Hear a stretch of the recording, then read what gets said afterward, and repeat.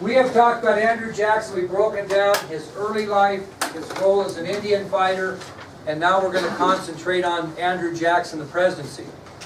And the first thing we're going to talk about is the inauguration of Andrew Jackson. And you saw a little bit of this on the video, so you can write down what you feel is important here in the first part, and then when we get down to the idea, we'll make an emphasis. But it was on March 4th of 1829, March 4th of 1829, that Andrew Jackson was inaugurated as the nation's 7th president of the United States.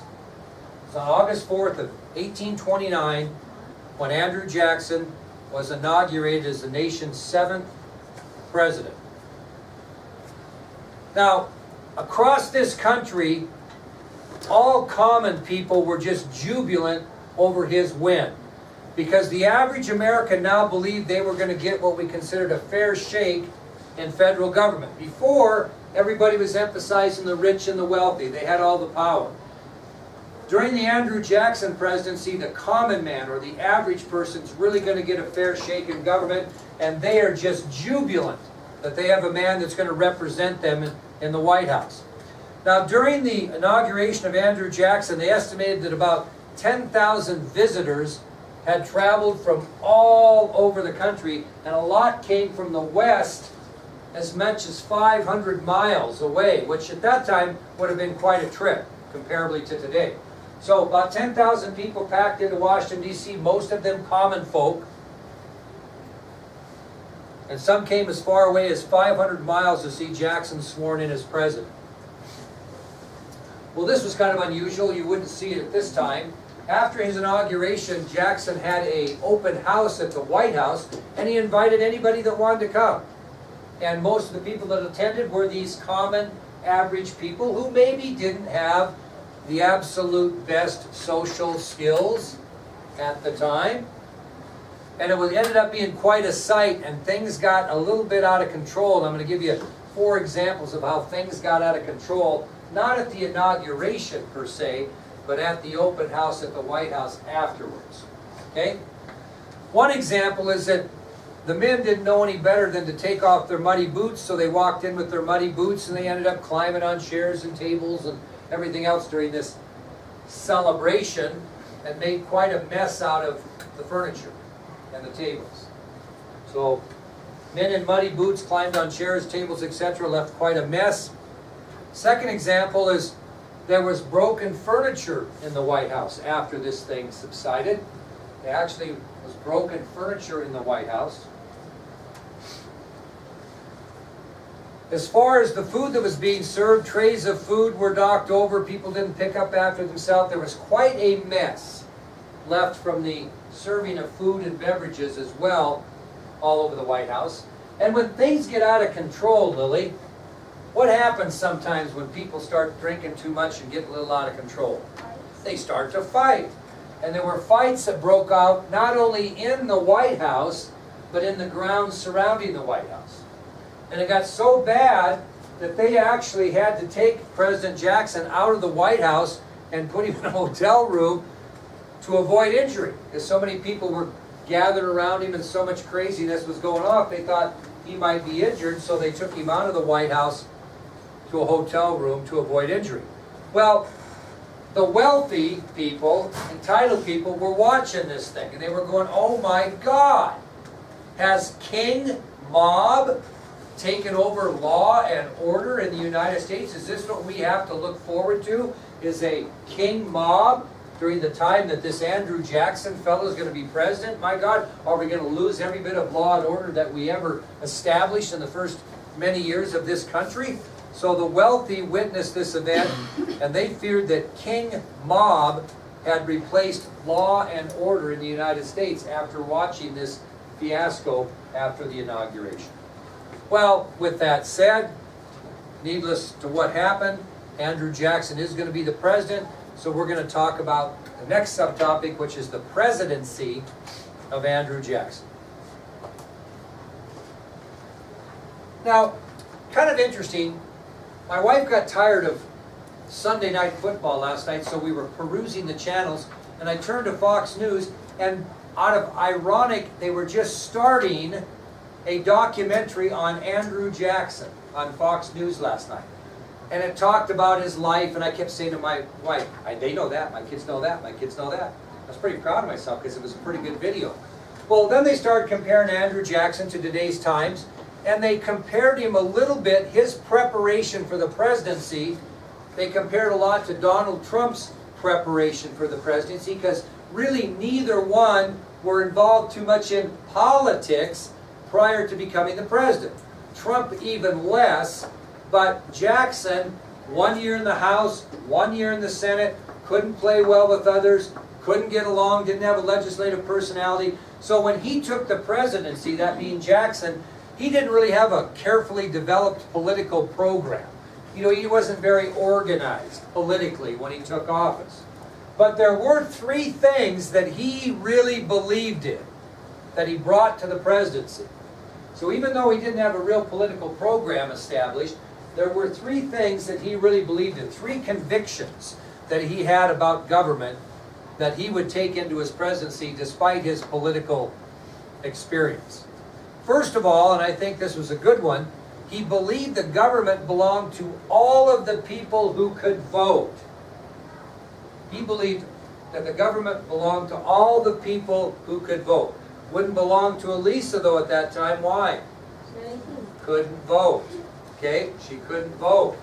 So any of you girls in here, in his mind, you would not have any say in the government because you didn't have the right to vote. But he did believe that the government belonged to all the people who could vote, which meant whether you were rich or poor, you were part of the government.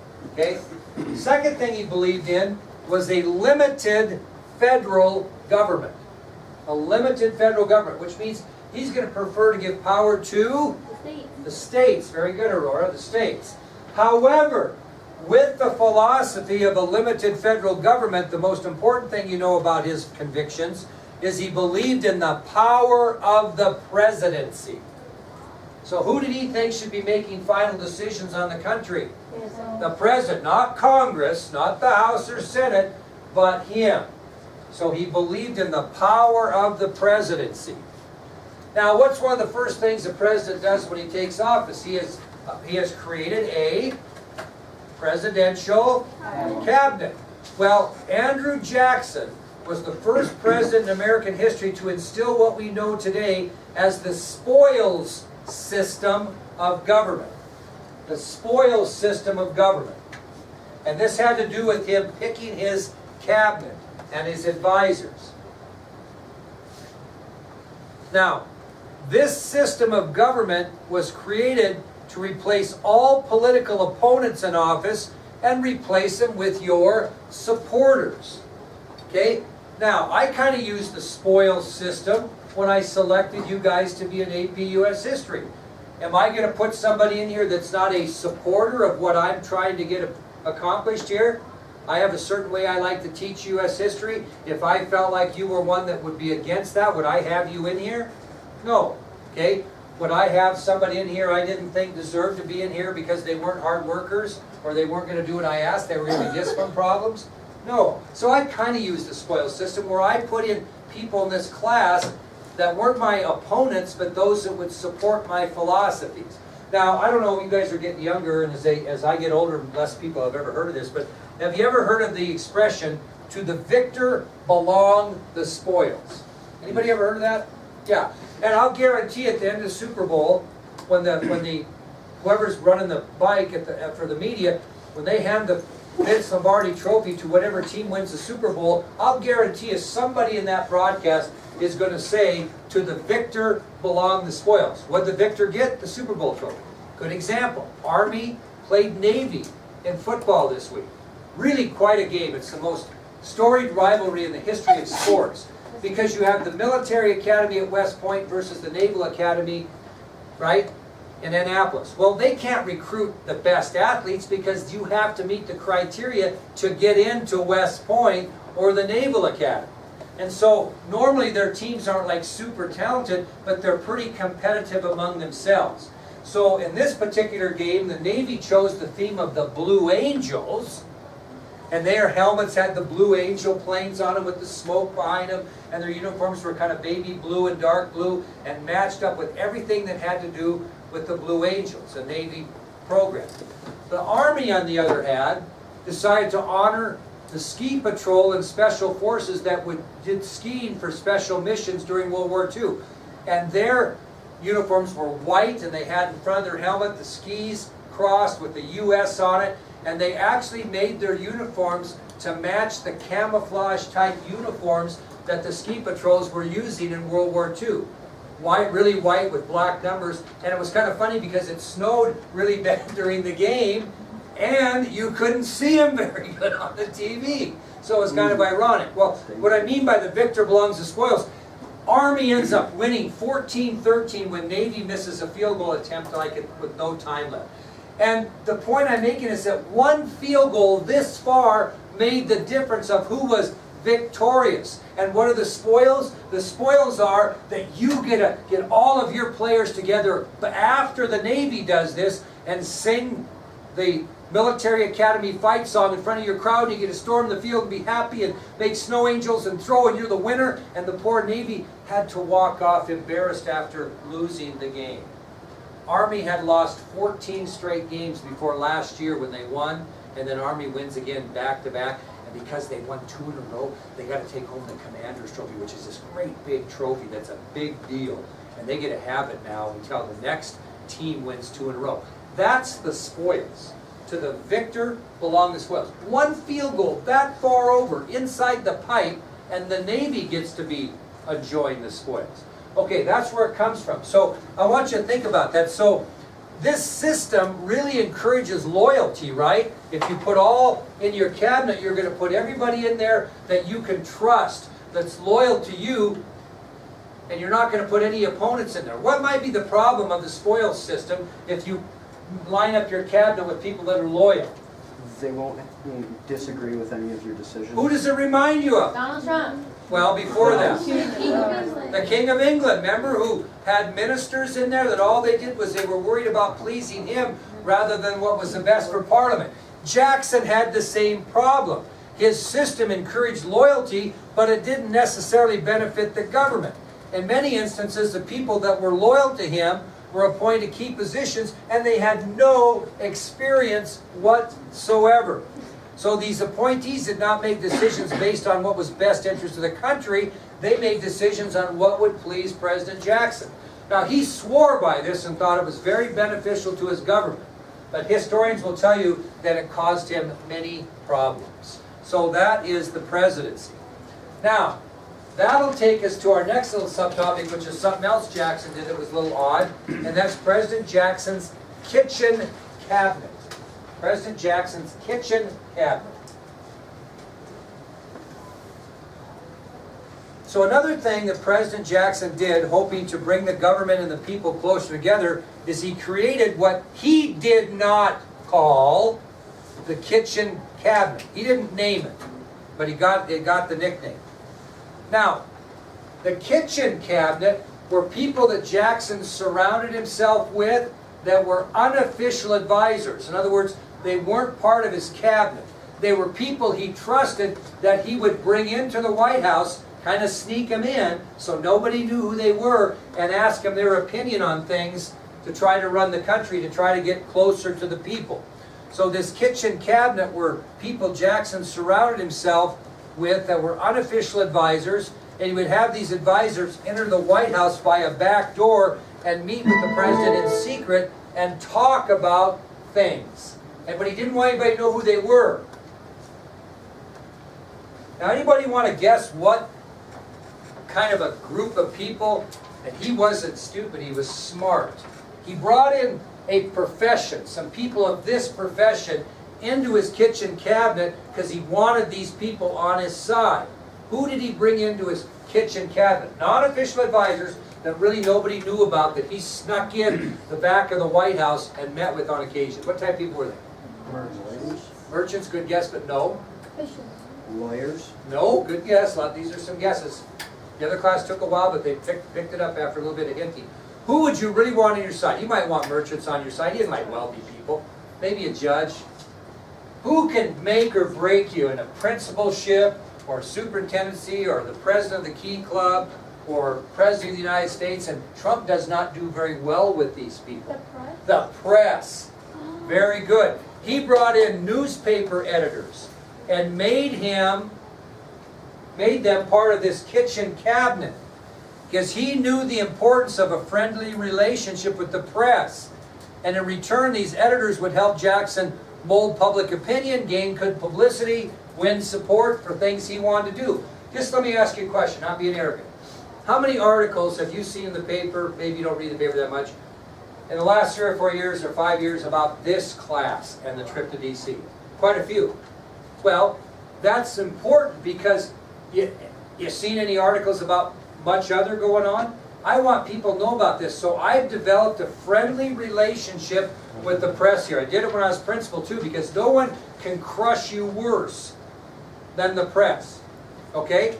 Now, this last time I had an article in about the Kennedy assassination documents that were being released. I didn't call them, they called me because we have a good relationship and asked me about it. Went out in the paper, she just happened to come in during second period AP US History. That was on the front page of the Northern Wyoming Daily News. That's good PR. And Jackson knew that these newspaper people could really help him, and so they were part of this kitchen cabinet. Who gave it the name kitchen cabinet? No? His opponents. Because they said, yeah, he sneaks these people in the back door of the White House, probably right through the kitchen, and doesn't tell anybody who they are. They're giving him all this advice, and we think it's wrong. So actually his political opponents, mainly the rich people, referred to these appointments as the kitchen cabinet because they said he's sneaking him in the back door through the kitchen. I don't know whether he snuck him through the kitchen or not, but that's kind of what was at the back door of the White House, and that's where it went. Okay? So you can kind of see how he's going to run the government. But he's going to have a little issue because he believes in the power of the presidency, and he's got to deal with our next subtopic, which is some powerful congressmen in the United States. And we've talked about all three, and I'm going to see how well you're listening because I put the heat on the last class. Who are these famous three that he's going to have to deal with, and I said would come back later? Who? Henry Clay, although there's a little bit of an issue with him, so we'll save him for last. Who else was part of the famous three, each representing a different part of the United States? Anybody come up with one? John C. Calhoun, right? Daniel Webster. Okay, Daniel Webster. Let's start with Webster. So Daniel Webster's still there. He's representing the northeastern part of the United States, and he's representing people like the merchants and the manufacturers and the bankers and the property owners, the rich people. So you've got one congressman that's pretty powerful, Daniel Webster from Massachusetts. He's representing the northeastern part of the United States, and what he represents as the merchants, manufacturers, bankers, and property owners, the wealthy. Now, Joe said, right, John C. Calhoun, absolutely right. He was representing the South. Remember, he was from South Carolina. So the Southern planters, plantation owners are going to be the guys he's representing. And the Navy mentioned Henry Clay, right? But Henry Clay hasn't been representing the West that well lately because what was he spending his time doing? He was Secretary of State.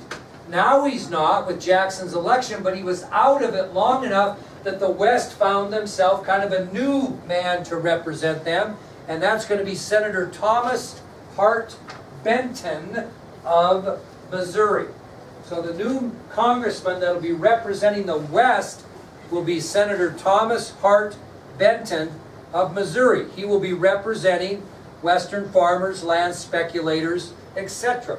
So you've got three different people with three different viewpoints that have strong ties in Congress.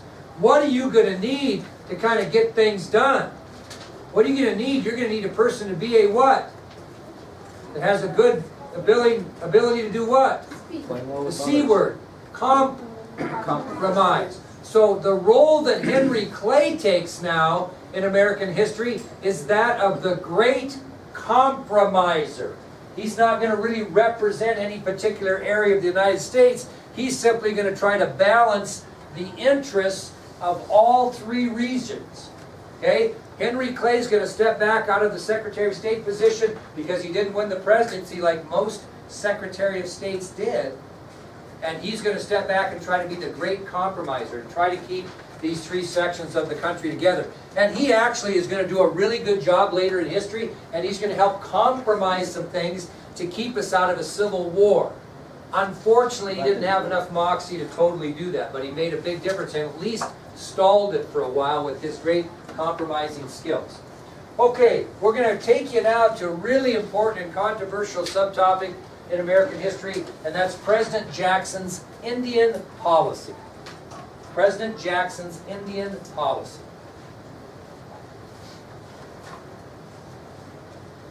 Now you have to remember, kiddos, it's not right now, but at this time in history, President Jackson really believed Indians to be a primitive people. Didn't believe them to be on equal terms in any way, shape, or form with normal white people. And we had a lot of Indian tribes living east of the Mississippi River. How about somebody give me an Indian tribe that's living east of the Mississippi River? Cherokee. Come on now. Sioux.